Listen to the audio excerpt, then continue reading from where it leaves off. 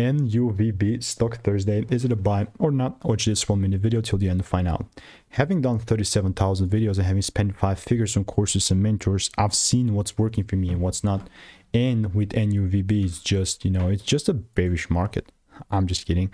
I mean, yeah, it's correcting down quite hard. And my whole previous bias, you know, was looking to potentially, you know, catch that movement to take it further higher. But now, you know, it's pulling back inside my demand area. And there's like nothing wrong against that.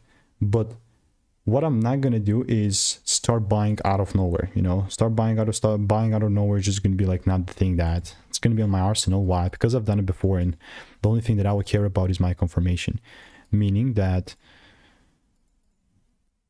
if the price starts showing me like some double breaks, then and only then I'm looking to take things up. If not, it's a whole different game, you know. So yes, that's how NUVB looks like. If not, it's all good, you know. So that's how NUVB looks like. What I'll keep doing in the meantime is I'll simply just, you know, keep waiting. So yeah, that's how Nuvation Bio stock looks like for me. So if you want to make more money in a simple way in just weeks, click the first link in the description and I'll see you in the next one.